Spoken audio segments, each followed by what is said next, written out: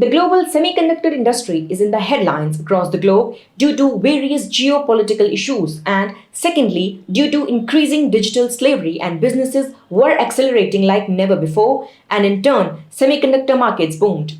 Hello and welcome to VARINDIA News Hour.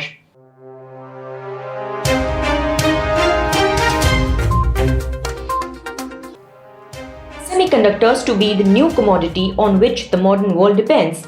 The Modi government has approved the India Semiconductor Scheme with a financial outlay of Rs 76,000 crore in December 2021.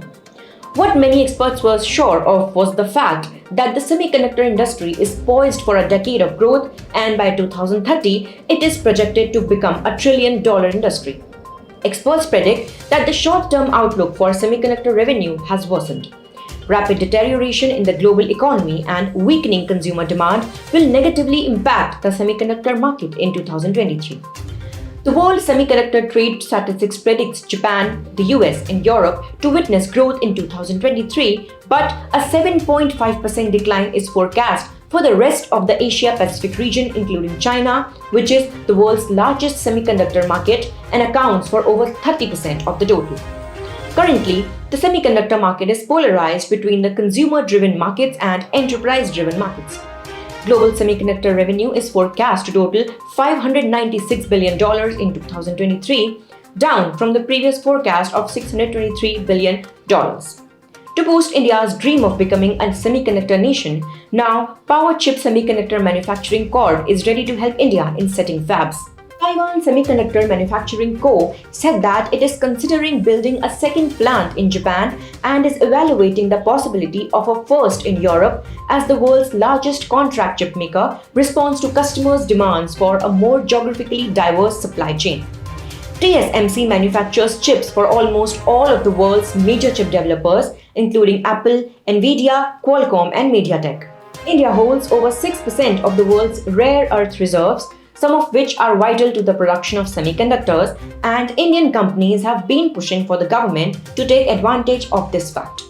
With this, India has been investing in domestic semiconductor manufacturing to address its own semiconductor consumption and to gain access to one of the world's most valuable technologies. Domestic semiconductor consumption is expected to cross $80 billion in 2026, and policymakers or politicians have signaled the importance of the sector to India's future as per the vision of the Prime Minister Narendra Modi. All it seems, despite this attention from the top, however, India is unlikely to overcome its own shortcomings and make up the gap with the world's major semiconductor manufacturers. Let us now look into today's headlines in VARINDIA. Center removes 6 YouTube channels for spreading misinformation. The PIB fact-check unit of the Ministry of Information and Broadcasting cracked down on 6 YouTube channels that were allegedly spreading false information. The 6 YouTube channels were found to be operating as part of a coordinated disinformation network with nearly 20 lakh subscribers. The channels use fake, clickbait, and sensational thumbnails and images of television news anchors to mislead the viewers into believing that the news was authentic. GautamAdani to lay foundation stone of Rs 14,000 crore data center.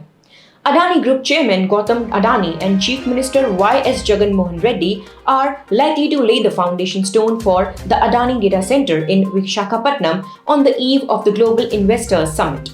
With an estimated investment of over Rs 14,000 crores, Adani Group is likely to complete the 200 megawatt data center project in 7 years in phases. The center is expected to generate over 24,000 jobs once it becomes fully functional. Researchers found zero-day vulnerability in FortiOS. A zero-day vulnerability in FortiOS SSL VPN was exploited by unknown actors in attacking the government and other large organizations. Fortinet researchers said that the complexity of the exploit suggests an advanced actor and that it is highly targeted at government or government-related targets. The end goal was to deploy a generic Linux implant modified for FortiOS that is equipped to compromise Fortinet's intrusion prevention system software and establish connections with a remote server to download additional malware and execute commands. Twitter users unable to log in via third-party apps. Twitter users are not able to log into their accounts using third-party apps like Tweetbot, Talon, and Felix for macOS, Android, and iOS versions, respectively. Many users have complained about the issue and see an error message when they try logging into their Twitter account. However, Twitter has not given any explanation for the issue. NATO to send spy planes to Romania to inspect Russian activity. NATO is planning to deploy 3 surveillance planes to Romania to conduct investigative missions and to monitor Russian military activity within the 30-nation military alliance's territory. The airborne warning and control system surveillance planes belong to a fleet of 14, usually based in Germany. The planes can detect aircraft hundreds of kilometers away, making them a key capability for NATO's deterrence and defense posture. That's all for now. Please like, share, comment and subscribe to VARINDIA News Magazine. You can download the VARINDIA app from Google Play Store and Apple App Store for the latest news and updates. Stay tuned. Thank you.